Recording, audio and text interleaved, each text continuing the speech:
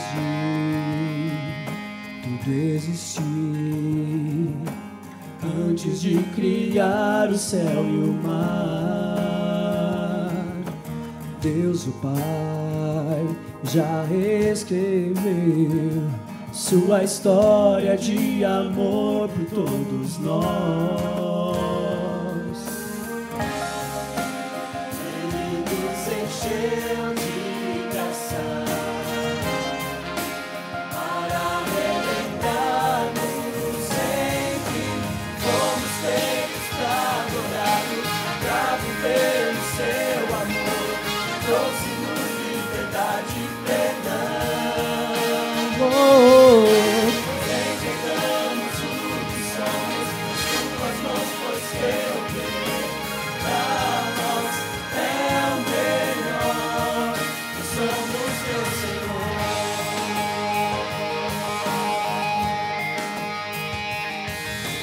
Tudo que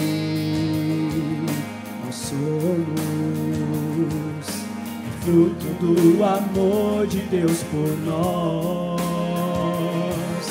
Nosso viver nos fez renascer, sua glória vem encher-nos de prazer. Ele nos encheu só pra relembrar-nos sempre. Fomos feitos pra adorá-lo, pra viver o seu amor. Trouxe-nos liberdade e perdão. No programa de hoje estamos recebendo a visita do Dr. Marcos Alberto Ferreira. Ele é juiz, radialista, palestrante e colaborador de diversas casas espírita em Minas Gerais. Ele realiza em Belo Horizonte, onde reside, em diversas regiões do país, também essas orientações falando sobre esse tema que é pertinente ao nosso programa, conscientização desse grande mal que são as drogas. Ele é autor dos livros Memórias de um Toxicômano e Corações em Busca de Paz, ambas as obras publicadas pela editora Mundo Maior. E no programa de hoje ele estará falando sobre a espiritualidade no processo do tratamento da dependência química. Agradecemos a todos vocês, assinantes da NET, que tiram suas dúvidas através dos nossos e-mails e também do nosso hotline. Continuem a sua opinião, é muito importante para nós. E sobre o tema de hoje, se você tiver alguma dúvida, entre em contato novamente conosco, que terá sempre alguém aqui para tirar suas dúvidas, através do e-mail programa.abc@netservicos.com.br ou pelo nosso hotline 11 28 18 17 00. O assunto é muito interessante e é uma pessoa muito especial, é um juiz, ele tem diversas formas de ver, principalmente nos dias de hoje, assim, o mundo da criminalidade. É importante sabermos como as nossas autoridades encaram a dependência química. Então, nós vamos ter um parecer no ponto de vista jurídico, social e também como uma pessoa com uma espiritualidade muito grande. Então, não saiam daí, continuem prestigiando. Muito obrigado pela presença do Dr. Carlos. Tudo bem? Marcos, né? Marcos, perdão, Marcos. Obrigado, Cláudio, um abraço a você, um abraço a todos os telespectadores da NET. Estamos aqui trazendo esse tema que tem sido, infelizmente, motivo de grande dor, motivo de grande sofrimento para as nossas famílias. Então é possível a gente enfrentar esse problema, é necessário que a gente enfrente para buscar soluções. Nós não podemos, enquanto sociedade, nos entregar ao problema entendendo que ele seja insolúvel. Sem dúvida. Como eu abri o programa dizendo que nós vamos ter esse ponto de vista jurídico, o senhor, como juiz, deve contatar com esses casos, assim, não sei se são os mais comuns, mas eu gostaria de saber o seu lado lá como juiz. Como é que o senhor vê hoje as pessoas que chegam até o senhor?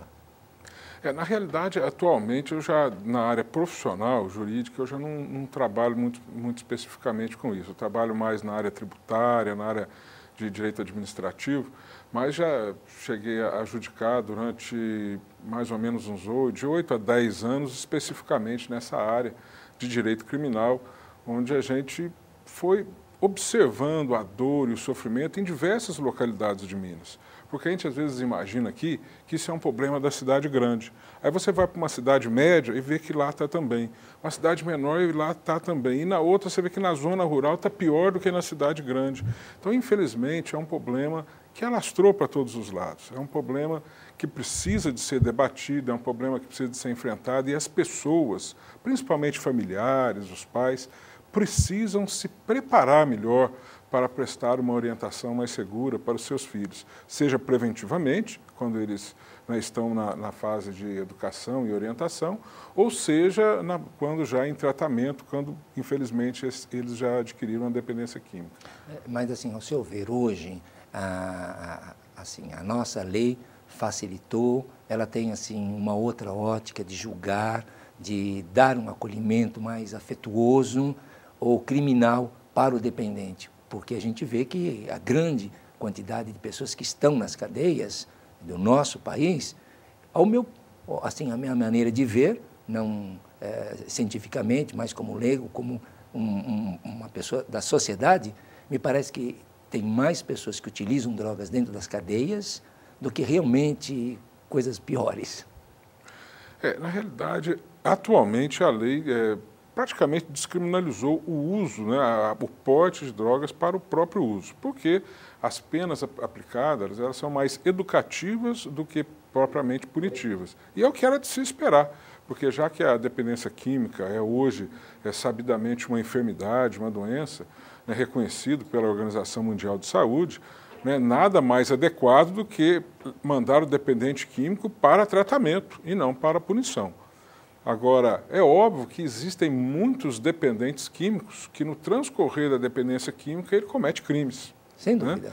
Assalto à mão armada para adquirir droga, ou tráfico para adquirir droga. Então, ele está, sim, encarcerado, muitas vezes, por outros crimes que ele cometeu, mas que foi levado a isso em razão da dependência química.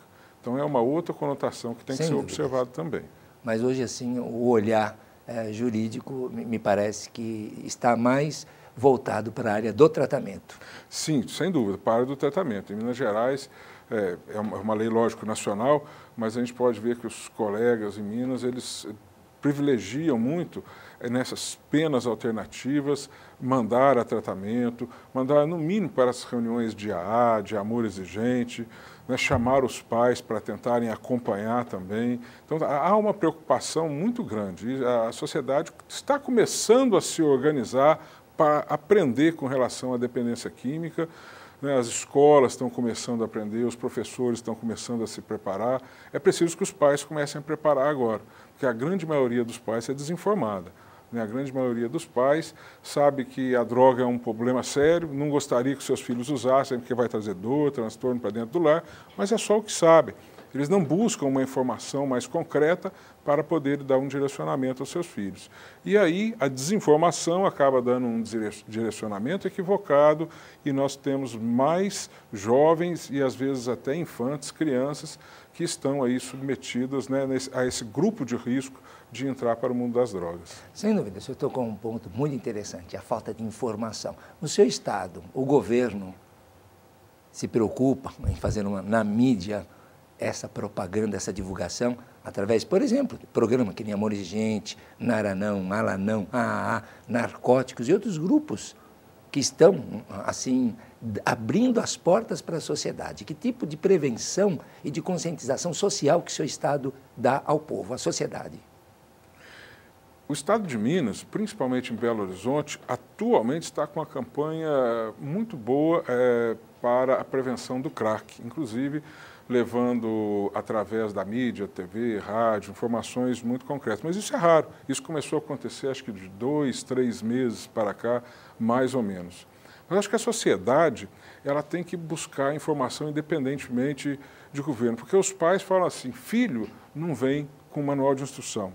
Acho que todo mundo já ouviu essa informação sobre filho. Só que isso não é desculpa para que o pai não saiba educar um filho. Porque se não vem com manual de instrução, há manual de instrução na livraria da esquina, junto da escola, porque tem livros de todas as religiões, tem livros de autoajuda, tem livros científicos de psicologia, de psiquiatria, tudo que orienta.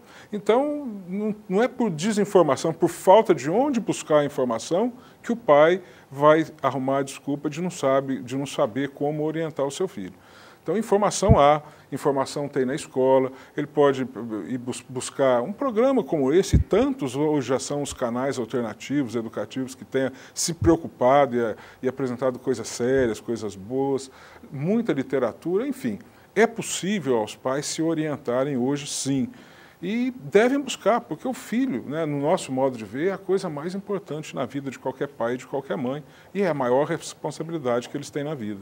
Sem dúvida. Então, já que estamos falando de divulgação, prevenção, e o senhor faz um trabalho muito bonito, mesmo porque as suas obras, pelo título e pelo carinho, a preocupação até mesmo nas capas, muito bem assim, sensível ao assunto, muito pertinente. Como é que o senhor direciona as suas temáticas, em quais locais que o senhor é convidado, através de quê é indicado, o senhor cobra, como é que funciona, como é que o senhor trabalha isso na sua sociedade? O trabalho é totalmente voluntário, inclusive dos livros. Os direitos autorais dos livros são todos destinados à Fundação Espírita André Luiz, aqui de São Paulo, que mantém, né, a editora Mundo Maior, que está editando as obras. E eu tenho feito um trabalho, começou nos locais que eu trabalhava, porque a gente vendo a necessidade local, vendo a dor, vendo o sofrimento e a desinformação, que é muito maior no interior do que na capital, a gente começou a levar pessoas que conheciam, psicólogos daqui, de lá, saindo atrás de pessoas, isso lá nos idos de 94, 95, até que eu vi a necessidade de eu mesmo aprender alguma coisa, porque não dá para depender lá no interior, às vezes, por exemplo, quando eu trabalhei em Espinosa, 1.400 quilômetros de São Paulo, de levar uma pessoa lá para falar, Então, a gente tinha que aprender para a gente mesmo falar, para instruir, para poder fazer alguma coisa de útil. Foi aí que a gente se debruçou em livros, comecei a frequentar, trazer dependentes químicos para o meio ambiente, principalmente aqueles em recuperação. Comecei a entrevistá-los, gravando as entrevistas para depois ouvir. Muitas vezes tem entrevistas com mais de 100 dependentes químicos em recuperação, histórias assim magníficos. Conheço muitos deles e descobri uma coisa: são pessoas belas, que têm assim, um coração fantástico, têm um sentimento fantástico, e infelizmente têm essa enfermidade. E pelo grande preconceito da sociedade, da família e até pelo alto preconceito, não conseguem se livrar dessa enfermidade. E acabam se tornando pessoas improdutivas, pessoas pesadas para a sociedade. Mas aquelas que conseguem se livrar da dependência se mostram ao contrário, pessoas muito ativas, muito produtivas, estão aí em ONGs, trabalhando pelo próximo, trabalhando por aqueles, né, que estão hoje sofrendo a mesma dor que eles sofreram no passado. Então, vale a pena a gente trabalhar em prol desses dependentes. Sem dúvida. E a gente tem falado, você falou, tem falado em Amor Exigente, Narcóticos Anônimos, várias instituições, igrejas de várias religiões, que a gente faz um trabalho, embora eu tenha a minha religião, a gente faz um trabalho que é completamente desvinculado nas palestras que fazemos, no atendimento que fazemos. Hoje, eu estive no Instituto Evoluir, em São Paulo, fazendo uma palestra com terapeutas, para falar justamente sobre a espiritualidade na dependência química.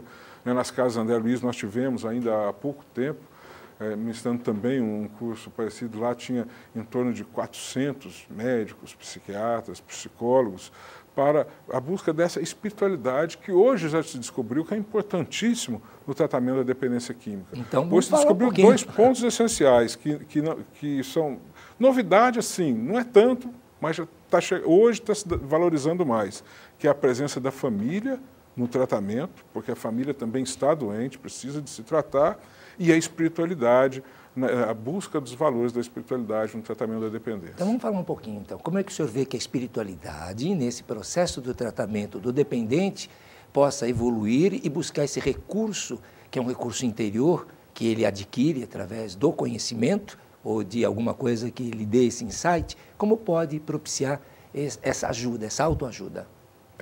A psicologia tradicional, a psicologia acadêmica, já muito ela tem descoberto que a espiritualidade ela tem um papel preponderante no tratamento de várias enfermidades, entre elas a dependência química. Mas eles ficam até naquele ponto, dentre tantos jovens dependentes, tantos que frequentavam alguma religião ou alguma ONG, ou seja, desenvolviam a sua espiritualidade, tiveram tal resultado no tratamento, melhor do que aqueles que não tinham nada de espiritualidade, e acabam ficando nisso. E agora, na realidade, a gente tem que buscar, primeiro, a espiritualidade no desenvolvimento emocional das pessoas, porque a dependência química, ela dá um transtorno no emocional da pessoa. Ela vai perdendo aqueles valores todos, desde aquele muito obrigado, me dá licença, são as regras básicas de convivência social que a gente aprende desde a infância, vai ficando outros valores, né? Porque o dependente químico, na sua escalada, ele vai se permitindo furtar dentro de casa, quando não tem mais o que, ele vai furtar fora, ele se prostitui, ele pratica assaltos, amor armada, tudo por quê? Para poder ter acesso à droga, acesso ao objeto da sua obsessão, que é a dependência química, é o objeto da sua compulsão. E nisso ele vai criando uma instabilidade emocional muito grande, porque quando ele está usando a droga, ele já não sabe quando ele vai ter a próxima dose. Então ele às vezes chega em casa bem, abraçando a todos, e dali a pouquinho ele está batendo em todo mundo, quebrando tudo dentro de casa. Então, a instabilidade emocional. Então, a doença nós temos que buscar um equilíbrio emocional. E o equilíbrio emocional nada melhor do que a vivência desses valores da espiritualidade, sendo entendidos os valores da religiosidade, que é aqueles valores que nós encontramos na religião, e seja qual for a religião, falamos, né, porque as religiões, elas podem ter lá as suas crenças, um acredita nisso, outro acredita naquilo, mas no básico, que é o amor a Deus, amor ao próximo, o básico da convivência, nenhuma religião discute isso. É esse básico emocional que são os valores da religiosidade. Mas não aquilo que você vai lá uma vez por semana, é trazer aquilo que você foi na religião, que foi uma escola, você aprendeu, para o seu cotidiano. Então, são os valores aprendidos lá na vivência do dia a dia em casa. Nós vamos chamar isso de religiosidade. Ah, mas tem pessoas que não sequer acreditam em Deus, então elas não têm condições? Tem, porque a espiritualidade está acima da religiosidade. Se ele não acredita em Deus, então ele vai cultivar os valores éticos, os valores da cidadania, os valores morais, ele vai desenvolver um trabalho numa ONG, prestando assistência social, ele vai conviver com pessoas, ele vai ocupar a sua mente de uma forma mais saudável. E aí ele vai conseguir, né, estruturar um espaço em que ele vai equilibrar o seu emocional. Agora, a família tem que estar presente de uma forma muito efetiva nesse tratamento. Por quê? O jovem, normalmente, ele parte para a dependência química porque teve algum distúrbio na educação dentro do lar. E não é um distúrbio de ordem moral, teve algum equívoco nessa educação, ou uma superproteção que deixou um jovem inseguro, né? Ou aquele pai que fala, não, criança não entra em conversa de adulto e nunca dá ouvidos para o filho, então torna-se também uma pessoa tímida, uma pessoa insegura depois. Ou aquele pai que dá de tudo, não se dá, mas dá de tudo. O filho pensa em querer alguma coisa, já está lá na mão dele. E ele acha que o mundo vai dar de tudo, mas o mundo não vai dar. Quando ele vê que o mundo não vai dar, ele acaba estando nesse grupo de risco da droga. Então, são pessoas que, às vezes, ele vê que dentro da família, ele tem que sempre estar agradando a vontade do pai, a vontade... né, por um equívoco na educação. Não que os pais não amem, mas não foram verificar exatamente como deveria conduzir essa educação. E aí o que acontece? Aqui fora, ele continua tendo que agradar para pertencer. Então, ele quer pertencer a determinado grupo, ele tem que agradar. Se aquele grupo, aquela menina que ele, né, gostou, bonita do lado de lá, se ela está nesse grupo que usa droga ou que tem outras compulsões, porque não é só a droga, então ele vai ter que agradar para pertencer. Ele pega a droga, ele vai usar a droga. Então, é sempre uma experiência nova. O adolescente, ele, quando sai da convivência familiar, quando ele começa na sua puberdade, em que a energia da sexualidade está latente, está, né, aflorando na flor da pele, ele não tem ainda essa perspectiva de convivência que nós temos, de um bate-papo, tudo para ele é muito novo. Então, quando ele vai numa festa e ele encontra aquela menina que está do outro lado lá e ele quer bater um papo com ela, quer ter sua primeira conquista, quer dançar com ela, para ele é difícil, né? Esse andar daqui até lá e conversar com ela é difícil, porque ele vai pensar mil e uma coisas. Ela pode me dar o fora, meus colegas estão vendo, amanhã eu vou pagar mico na escola, enfim. passa 1001 coisas e é difícil aquela caminhada de alguns passos para chegar até lá. Você, Cláudio, a gente faria isso naturalmente. Chegava lá, batia um papo, podia nos interessar e aquele papo continuaria, podíamos levar um fora e tudo bem, a vida continuaria dentro da normalidade. Mas para aquele jovem que está chegando e que não teve essa estrutura da educação familiar, é muito difícil. Se nesse momento ele tem, sabe, de colegas que usam para isso bebida alcoólica, usam para isso maconha, usam para isso cocaína, ele vai usar também a bengala. E aí ele vai lá, porque depois que ele usa a droga, ele é o super-homem, né? Ele é a pessoa capaz de superar todos os problemas naquele momento do efeito da droga. Ele vai, ele faz, acontece. Só que ele não aprendeu nada, porque se ele vai, né, de cara, como falam, né, com a cara limpa, ele aprende com o erro, ele aprende como chegar, ele aprende que ele não vai se machucar tanto assim. Mas se ele vai com a droga, ele aprendeu uma bengala. Na próxima vez, ele vai usar a droga para ir de novo. E aí vem um outro problema de uma outra característica, é a droga que vai ser a bengala. A gente está falando aqui na droga, mas tem muitos que não usam droga, mas tem tantas outras compulsões. A internet hoje, nós temos jovens que ficam presos na internet 24 horas por dia. Verdade. Né? E isso é uma forma de não estar convivendo diretamente, de não dialogar. A gente vai em ambientes sociais hoje, de jovens, a gente vê que o som está numa altura que é impossível ter um contato como esse que nós estamos aqui conversando. Porque você não consegue conversar, não consegue dialogar. Quer dizer, isso já é muito cultural do jovem, porque ele é mais monossílabo hoje, ele não consegue conversar. Então, o som é muito alto, porque cada um está na sua individualidade lá. E agora a moda é colocar os fones bem grandes. E quando está na rua, cada um está com o seu alto. foninho. Então, o jovem está sendo cada vez mais individual, porque não está aprendendo a se relacionar. E a espiritualidade vai ensiná-lo a se relacionar, os valores da espiritualidade. Muita gente confunde a espiritualidade com religião e acaba dificultando, obstrui esse caminho. A religiosidade faz parte, é uma parte da espiritualidade. A espiritualidade é um conjunto muito maior, que tem ali no canto a religiosidade. A pessoa pode, se ele é uma pessoa religiosa, se ele acredita em Deus, tem uma religião, ele supre toda a espiritualidade dentro da religiosidade, mas não obrigatoriamente ali. O outro, não, eu quero trabalhar numa ONG, eu não acredito, não quero acreditar. Temos que respeitar esse limite, né? A alteridade está aí, porque a gente fala muito alteridade, às vezes, para o dependente químico. Dependente químico, a gente fala muita autoridade, você tem que respeitar a diferença do outro. Tá? Um dia o dependente químico falou para mim, mas você respeita a minha diferença? Aí eu comecei a ver de uma forma diferente. Nós temos que respeitar também a diferença dele, saber o momento dele, o limite dele, a hora dele de conseguir ressurgir para a sociedade, mas respeitá-lo, porque o preconceito social é de tal monta que impede a recuperação de muitos jovens. No interior, então, aqui, eu moro em Belo Horizonte já há uns 2 anos, mas oriundo do interior, de pequenas cidades do interior. E a gente vê que o jovem, depois que ele se vincula à dependência química, ele cria um estigma que nunca mais na vida ele consegue se livrar. Ele se livra da droga, mas não se livra do estigma. Né? Então ele quer namorar uma menina e nenhum pai vai querer mais que ele seja namorado da filha dele, porque um dia ele usou droga. Então ele é o ex-drogado, aquele estigma ficou. E é uma complicação muito grande, porque isso dificulta a ressocialização.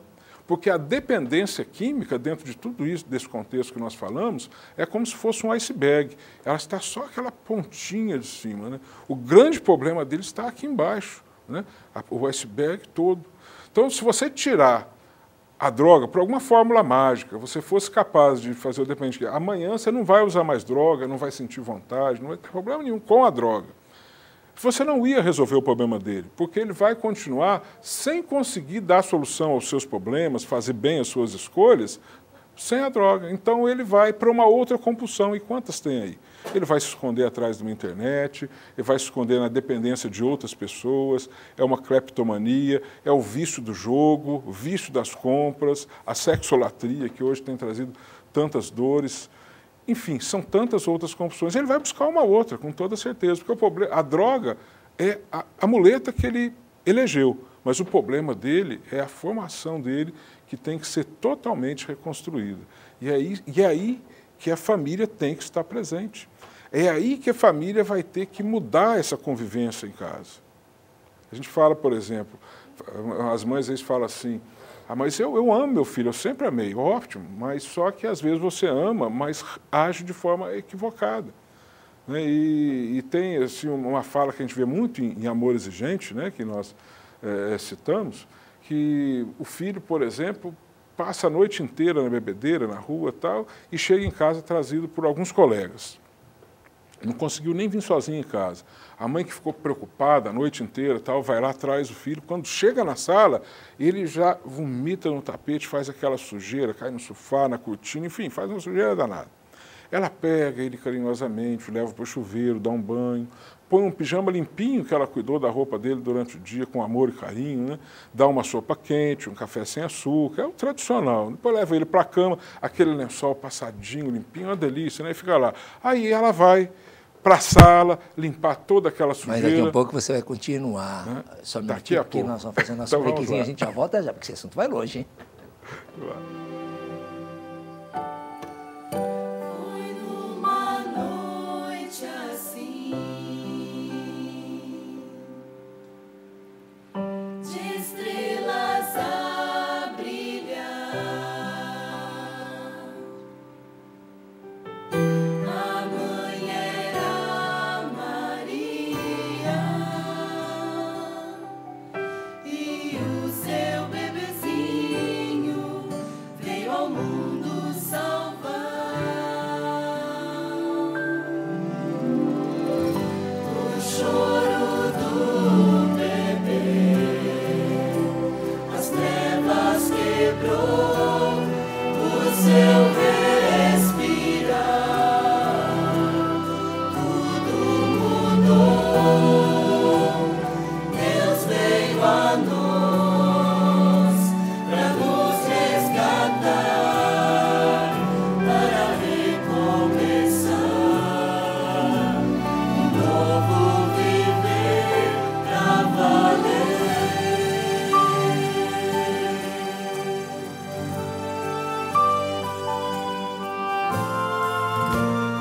Todo o céu ouviu, todo o céu ouviu, anjos a cantar, toda a natureza se curva diante do Filho de Deus. O choro do bebê, as trevas quebrou, o seu respirar, tudo mudou.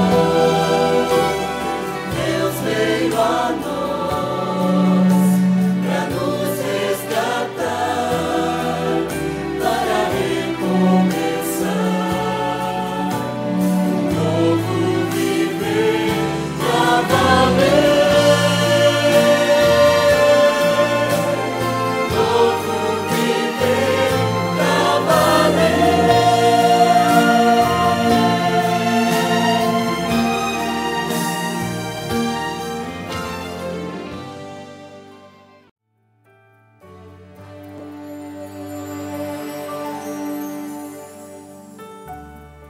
Ele nasceu pra nos salvar, veio pra se sacrificar.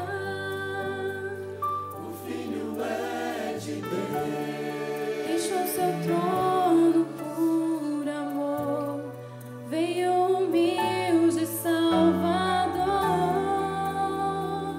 O Filho é de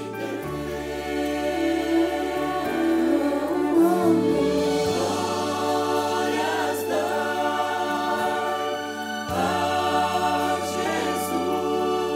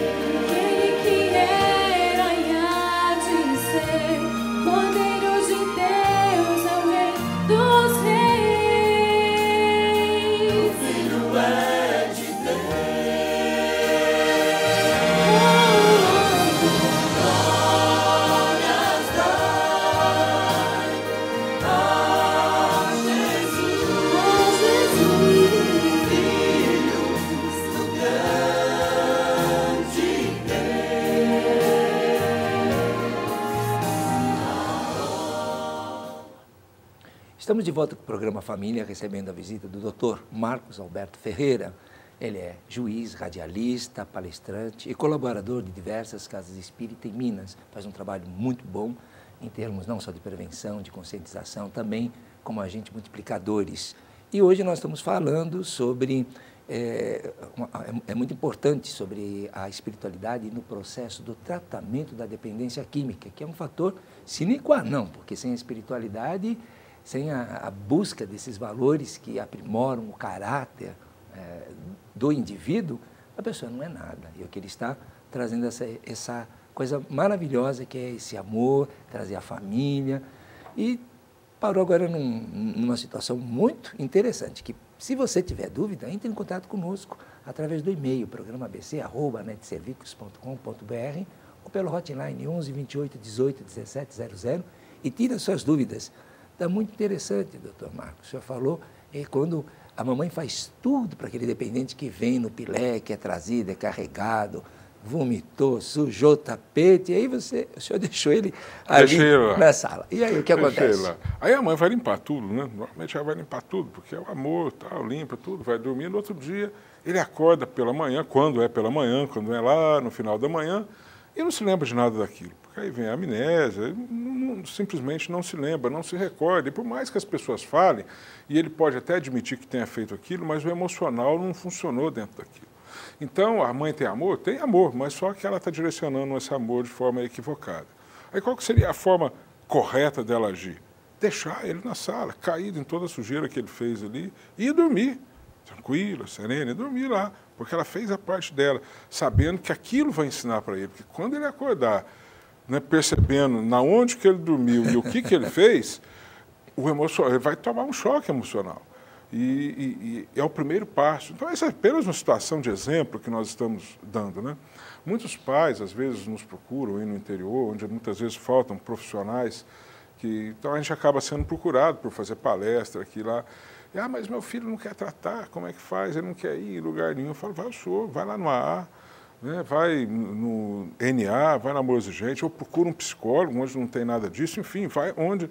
mas meu filho é que usa droga, não sou eu.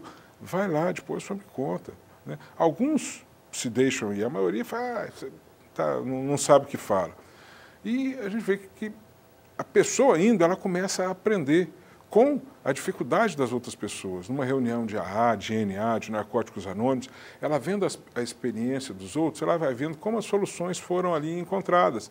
E ela vai levando para a sua experiência do cotidiano com o filho uma nova resposta a essas ações do que o filho chega em casa. E uma resposta que vai auxiliá-lo a conseguir, né, se levantar da dependência química. Então começa o tratamento pelo pai, pela mãe, que também está enfermo, porque essa reação que a gente relatou da mãe é uma reação da própria codependência. A mãe passa a adquirir essa necessidade de estar ali amparando. Não, meu filho é isso, mas eu faço tudo por ele, eu faço... Né? Ela acaba conseguindo, né, é como se fosse assim, uma explicação para a própria consciência nesse fazer tudo, amparar tudo, mas só que com isso ela não percebe, mas está prejudicando, né, no crescimento dele. Sem dúvida. Nessas duas obras que o senhor publicou, que é esse livro aqui, Memórias de um Toxicômano e Outros Corações em Busca de Paz, o senhor relata aqui consequências tristes, trágicas na vida de um dependente químico. Eu gostaria que o senhor falasse, daí para ver, eu estou tentando aqui mostrar, já pegou e a câmera pegou, esse livro aqui lindo, maravilhoso. O Cláudio, o Memórias... Opa, vamos lá, sim. Isso. Está aí? Assim?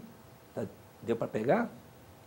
É importante que vejam aí o livro, isso, muito, muito, muito, assim, bonita, inspiradora, esse que é uma forma de um túnel, uma luz, legal, muito, muito bom. O que aborda esses livros, ou vamos dizer, Memórias de um Toxicômano? Memórias de um Toxicômano. Esse livro está agora na sua terceira edição, a primeira foi de 2005, tivemos uma em 2009, agora estamos na terceira edição. É a história de Tiago. Tiago era um jovem, dependente químico, que acabou vindo a desencarnar, como nós falamos, ou a morrer de overdose. Mas no mundo espiritual ele deu continuidade, né, à sua dependência química, e do lado de lá acompanhando, né, jovens encarnados na sua dependência química, se comprometeu mais, até que do lado de lá ele consegue, né, cansar de tudo isso, pede ajuda e é resgatado para uma colônia onde ele é submetido a um tratamento. E esse tratamento é feito não só com ele, mas com outros dependentes químicos, que para ali também são levados, que é um local especializado para isso, e é feito um tratamento em grupo, ora de forma isolada.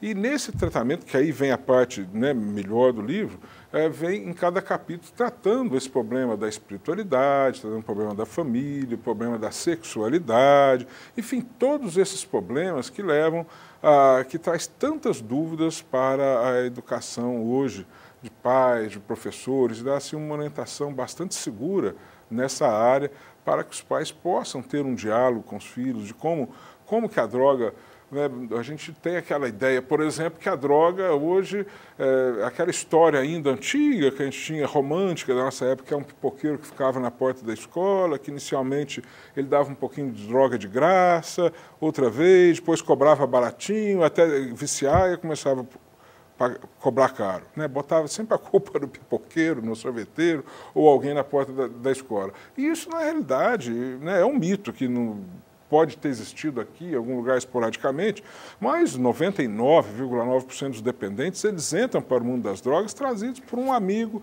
uma pessoa da sua confiança, do seu relacionamento, namorada, irmão do namorado, um amigo de escola, do seu relacionamento, que usou droga uma vez, achou prazeroso, porque a primeira vez que se usa droga, existe um sentimento de prazer e isso é preciso ser falado. As pessoas falam, mas você não pode falar isso que as pessoas vão usar. É preciso ser falado, porque se não for para conhecer a verdade, não adianta. Então, na primeira vez, realmente existe esse prazer. Porque se não existisse, se fosse igual o Giló, a pessoa comia uma vez, não comia mais, né? Só que é só a primeira vez. Por quê? O nosso corpo, ele tende a rejeitar todo o corpo estranho que invade. E com a droga é a mesma coisa. Quando na segunda vez nós injetamos droga, fumamos, o nosso corpo já tem seus anticorpos prontos para combater bem mais rapidamente e já não vai conseguir, né, aquele efeito prazeroso da primeira vez. Não na quantidade, muito menos na intensidade. Aí ele aumenta a dose e tal, melhora um pouquinho, mas daqui a pouquinho não mais.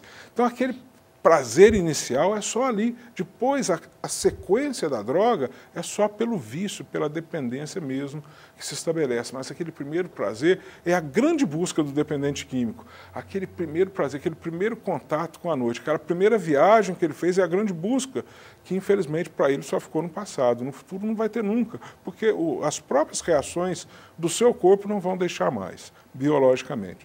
Então é isso que nós mostramos no livro. E aí, esse outro aqui? O Corações em Busca de Paz. É isso mesmo. Justamente. Numa continuidade, quando algumas dessas personagens já buscam conseguem a conscientização de tudo que eles construíram de débitos para si mesmos, mas do futuro que tem pela frente, onde eles podem, né, refazer a história, vamos fazer de novo, mas vamos fazer melhor, então eles preparam uma nova reencarnação. E nós sabemos que uma reencarnação é algo muito importante para o espírito. E sendo algo muito importante, não é assim, vem e pronto. Há toda uma programação que é feita no mundo espiritual.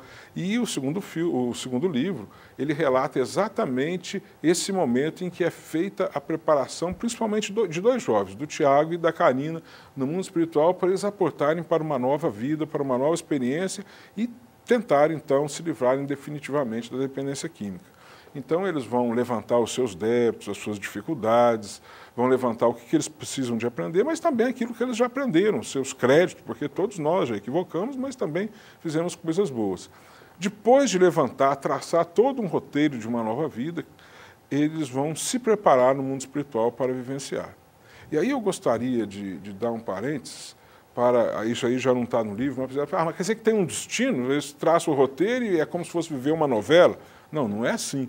Não é um destino, é apenas um roteiro. A gente faz um roteiro de viagem, vou passar, né, 10 dias na praia. Aí eu chego lá, só está chovendo. Não sou obrigado a ficar lá 10 dias, né, enfurnado dentro do hotel, ou dentro da pensão, ou dentro da casa do familiar que eu fui visitar. eu reprogramo a minha viagem e vou para outro lugar. O exercício do livre-arbítrio está sempre. A gente traça um roteiro e se prepara para aquele roteiro da melhor forma possível. Se eu vou viajar de carro numa viagem de férias, eu vou preparar meu carro, de ônibus, vou comprar a passagem, de avião, enfim, eu vou traçar o roteiro. Se chegou lá não está legal, eu reprogramo o meu roteiro. Então, saio da praia, vou para a montanha, vou para um outro lugar onde vou aproveitar melhor as minhas férias. E assim é uma nova reencarnação. Trata-se, né, uma programação, trata um roteiro, prepara-se para ele, mas se chegou aqui a pessoa faz umas novas escolhas, porque acha que assim vai ser melhor, o livre-arbítrio estará presente também. Então, se nós estivermos dentro do roteiro, certamente estaremos preparados para vivê-lo. Mas podemos escolher outros caminhos, outras rotas, porque estamos no exercício do nosso livre-arbítrio. É muito interessante, muito interessante. É mesmo porque hoje já existem estudos que mostram que a espiritualidade, a fé, elas trazem resultados muito mais positivos. Sem dúvida. Existem estudos científicos, né? Dentro de trabalhos de pós-graduação, de graduação, de doutorado, pós-doutorado, a gente pode encontrar na internet, de vários países do mundo, pesquisas que nos mostram que são feitas a espiritualidade ou a fé. Então, eles pegam grupos que têm, né, que já têm essa condição de uma certa religiosidade e outros que não. E outros que têm espiritualidade dentro de uma vida ativa, socialmente ativa, proativa dentro da sociedade, dentro de uma ONG ou de alguma forma. E eles vão submeter essas pessoas a tratamentos idênticos. A diferença é essa atividade que cada um tem. E eles vão buscando os resultados e mostra, né, que, de fato, aqueles que têm a espiritualidade têm um resultado, uma resposta ao tratamento muito maior. Há, inclusive, um tratamento de outras enfermidades. Uma pesquisa feita com doentes terminais de câncer num hospital norte-americano, em que se colocou vários doentes, todos, segundo a medicina, dentro de um estágio muito parecido, e todos eles submetidos a tratamentos idênticos. Só que um grupo deles recebia todos os dias um grupo de oração de uma igreja evangélica lá dos Estados Unidos. Aquele grupo de oração visitava, né, todos os dias, no mesmo horário, e fazia lá com aquelas pessoas uma oração. E os outros não. E o restante eram totalmente. Aí vem os resultados, mostrando os resultados. São estudos científicos que fazem parte de trabalhos de pós-graduação, de doutorado, de pós-doutorado. Então, são estudos sérios. A dificuldade que se tem da ciência é chegar e dar uma palavra final disso, porque a fé, não basta a pessoa ir na igreja, ir no culto da sua religião, ou mesmo a própria espiritualidade, né, independente da fé religiosa. Não basta ela estar frequentando uma ONG ou aderir a um trabalho. Precisa de se mensurar também qual é o compromisso que ela tem com aquele trabalho. Porque a pessoa que vai, por exemplo, numa igreja qualquer, porque o pai obrigou. Verdade. Então, para a fé, isso faz toda a diferença. Então, a ciência não tem como mensurar o compromisso de cada uma dessas pessoas. Por isso é muito difícil a ciência dar uma palavra definitiva. Mas que a espiritualidade faz toda a diferença no tratamento, isso já está claro para a ciência, para a psicologia acadêmica, para a psiquiatria acadêmica, e estão aí os trabalhos que a gente pode encontrar na internet. E mesmo porque a gente percebe que muitas pessoas, em detrimento, quando faltam recursos científicos, o maior recurso que ainda existe, ele se apegar numa religiosidade. Ele vai buscar essa ou aquela religião, que não estamos nem falando de espiritualidade nesse momento, ela quer uma religião, buscar um Deus, ela quer se aproximar de algo superior. Então a gente pode perceber pessoas, como você disse agora no caso do câncer, é comum a gente encontrar em centros espíritas muitas pessoas que vão buscar, ou vão para uma igreja evangélica, que hoje virou moda, aliás, muitas, a gente vê que não é tudo aquilo, explora até o lado econômico, porque se vende, não é? Se vende o milagre, que não é um milagre, como o senhor disse, tem muito a ver com a proposta de cada um. A fé tem essa coisa de bonito, onde a pessoa, ela acredita, mas não acreditar por acreditar. Ela vai de encontro a alguma coisa, pela ingenuidade, pela humildade e por aquilo que ela precisa. É um recurso muito grande, muito pessoal, é muito dela. Então é muito bonito quando alguém encontra, mas não precisaria ser somente pela dor. E eu vejo assim que a grande maioria das pessoas vão buscar principalmente na hora da dor. Principalmente na hora da dor. E não só a enfermidade, né? Toda dor muito pungente aproxima as pessoas, né? A gente vê o filme As Mães de Chico, né? Quantas procuraram em razão da dor de ter perdido um filho, um ente querido, porque nessa hora a gente se aproxima de algo a mais, de algo maior. Então vem a espiritualidade, vem a divindade que vem nos dá esse alento, nos dá essa esperança de que existe algo que vai nos fazer reencontrar aquela esperança que nós tínhamos, não temos mais, aquela felicidade que nós tínhamos, não temos mais. Mas o importante da fé, porque nós temos que agir, mas nós temos que acreditar, porque é a fé que dá força na nossa ação. Existe uma parábola interessante que diz assim, que a pessoa queria atravessar um rio e não sabia como, tinha que estar do lado de lá. Aí encontrou um barqueiro que queria levar. E ele observou que nos remos desse barqueiro não estava escrito agir, e no outro estava escrito acreditar. E ele ficou intrigado com aquilo no meio do caminho. Ele falou, por que no seu remo está um escrito agir e no outro acreditar? Aí o barqueiro falou, eu vou te mostrar. Recolheu o agir aqui do lado de cá, falou, vou remar só com acreditar. Aí remava, o barco ficava dando voltas. Assim. Falou, agora eu vou remar só com agir. Recolheu de cá, do outro lado. Aí virou do outro lado. Aí quando ele começou a remar dos dois lados e com foco lá na outra margem, ele chegou no seu objetivo na outra margem. Porque se você só acreditar, se você só tiver a fé, você não vai realizar nada, você vai ficar só na fé. Mas a ação sem a força mental que a fé nos dá, ela também, nós não conseguimos a força. Aí que está a força da espiritualidade, é a ação, mas com a força mental, que vai ser fortalecida pela ação da religiosidade, pela ação de um trabalho em alguma ONG, em prol da sociedade, em prol do mais carente, porque ali nós vamos ver que pessoas têm dificuldades e que, em que pese as dificuldades que elas têm, elas são felizes. A gente começa a perceber que a felicidade não é algo que eu vou ter, algo utópico lá no futuro. A felicidade é algo que eu posso vivenciar agora, junto com os problemas que eu tenho, com as dificuldades que eu tenho. Não é vencer todos os problemas para depois ser só feliz. Anjinho tocando harpa, né? Verdade. Seria até cansativo. Então vamos viver a vida felizmente, de uma forma feliz na vida. E não esperar construir uma felicidade para viver sozinho com a felicidade lá no futuro. Tá certo. Falando já então que assim, construir essa felicidade, assim, eu gostaria que você deixasse uma mensagem ao jovem, à família, uma reflexão, né? E que o senhor fizesse já suas considerações finais.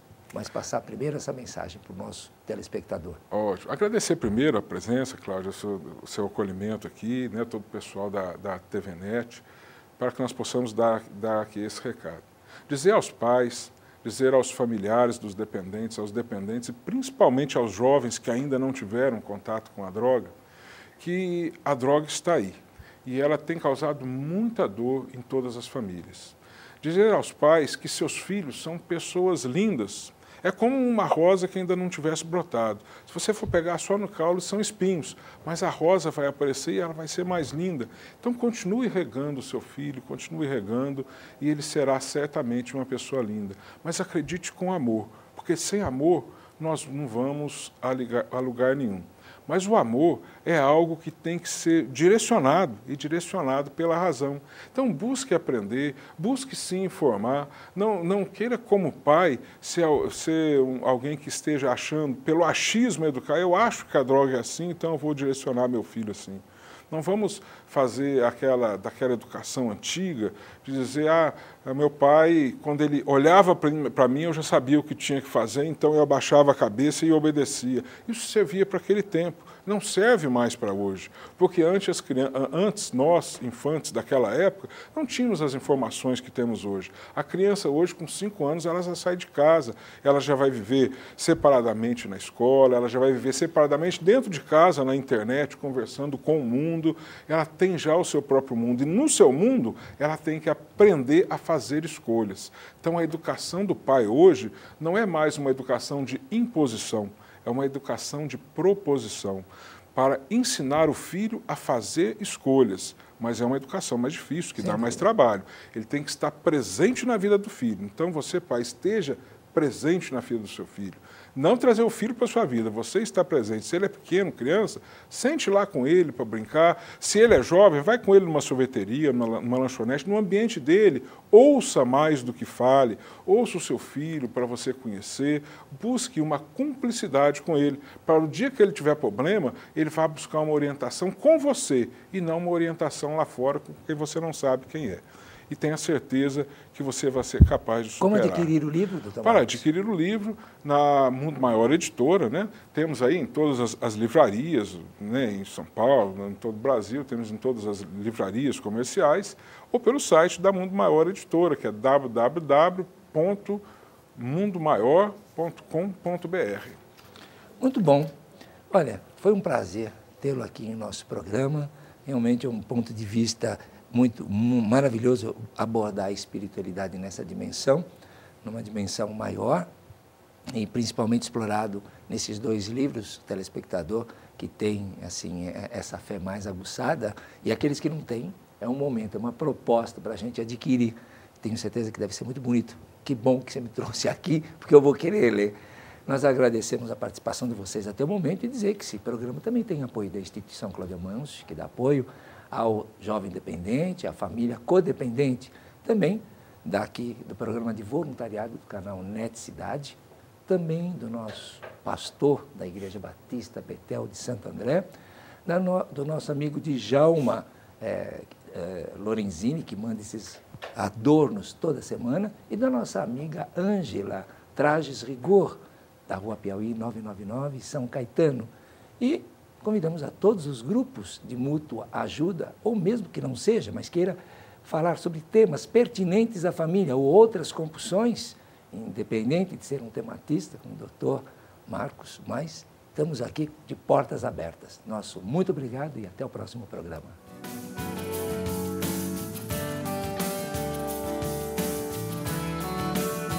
A mais linda estrela brilhante lá no céu a cintilar,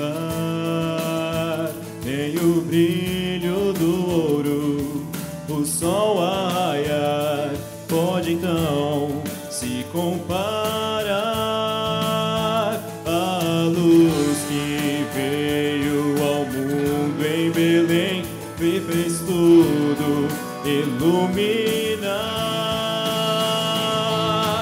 Jesus, tu és a luz, em meio às trevas veio brilhar. Jesus, tu és a luz, com teu poder vem, mostre o caminho ao lar.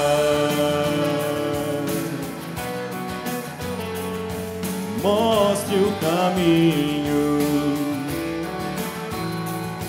Quem é o bebê que faria reis e anjos o adorar? O Rei do Universo se fez um de nós e nos trouxe a salvação. Toda treva se apaga com a sua luz, veio a todos iluminar. Jesus, tu és a luz, em meio às trevas veio brilhar. Jesus, tu és a luz, com teu poder vem, mostre o caminho ao lar.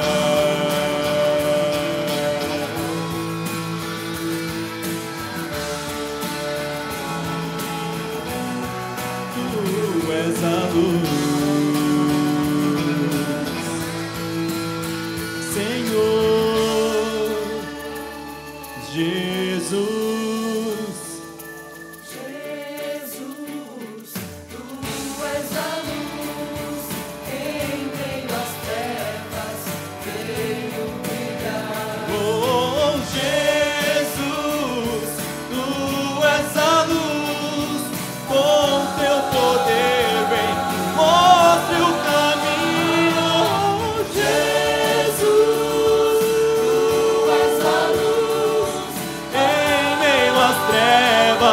veio brilhar, oh Jesus, tu és a luz, com teu poder